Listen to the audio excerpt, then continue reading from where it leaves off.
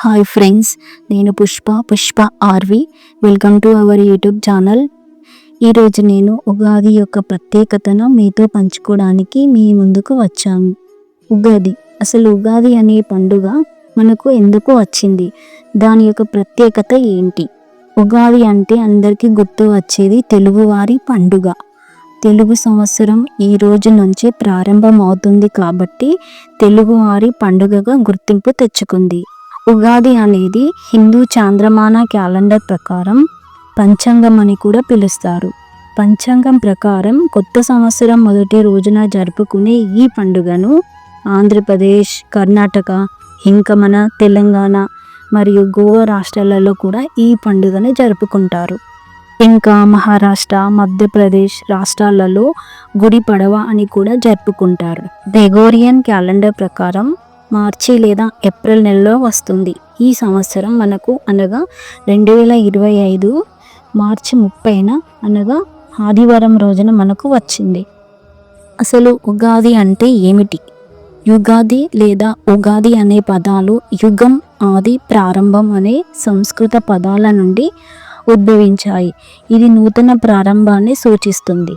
ఉగాది పండుగ యొక్క పూర్తి రూపం ఈ రోజున చాలా ఉత్సవంగా జరుపుకుంటారు. సమాజంలోని ప్రతి రంగానికి చెందిన వారు ప్రజలు కొత్త బట్టలు ధరిస్తారు. కొత్త సంవత్సరాన్ని స్వాగతించడానికి ఆలయాల్లో పలు పూజలు చేస్తారు. ఇంకా తమ ఇళ్లను శుభ్రం చేసుకుంటారు. రంగురంగుల రంగోలీలతో అలంకరిస్తారు. పూల రేకులతో, మామిడి తోరణాలతో వివిధ నమూనాలను సృష్టించడం ద్వారా నేలను అలంకరిస్తారు. అసలు ఉగాది యొక్క చారిత్ర చూసుకుంటే పురాణాల ప్రకారం బ్రహ్మదేవుడు ఈ రోజున విశ్వాన్ని సృష్టించాడు.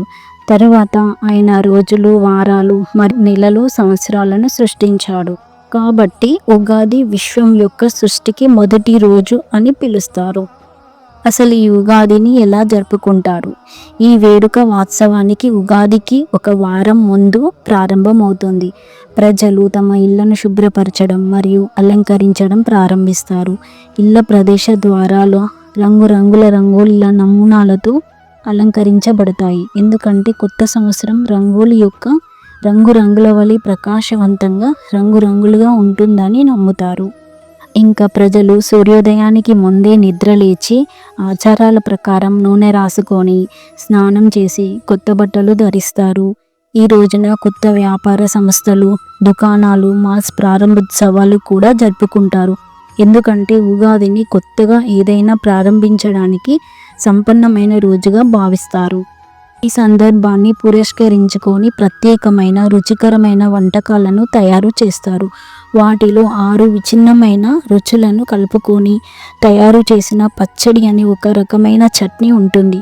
దానిని వేప పువ్వు, కారం, చింతపండు, మామిడికాయలు, బెల్లం మరియు ఉప్పు కలిపి తయారు చేస్తారు. ఉగాది పచ్చడి యొక్క ప్రాముఖ్యత. ఉగాది ప్రత్యేకతలో అత్యంత ప్రాముఖ్యమైంది ఉగాది పచ్చడి. ఇది షడ్రుచుల సమ్మేళనం.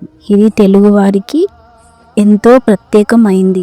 ఇందులో చేదు, కారం, తీపి, ఉప్పు, పులుపు, వగరు అని 6 రుచులు చేసి ఆస్వాదిస్తారు. ఈ షడ్రుచులు మన జీవితంలో 6 రకాల అనుభవాలను సూచిస్తాయి. కష్టం, సుఖం, దుఃఖం, సంతోషం, ఆనందం, బాధ లాంటివి జీవితంలో సర్వసాధారణం. వాటిని సమానంగా స్వీకరించి ముందుకు సాగాలని ఆధ్యాత్మిక భావన ఇందులో ఉంది. చైత్రమాసంలో ఈ పచ్చడి తీసుకోవడం వల్ల కడుపులో ఉండే సూక్ష్మజీవులు కూడా నశిస్తాయని మన సైన్స్ చెబుతుంది.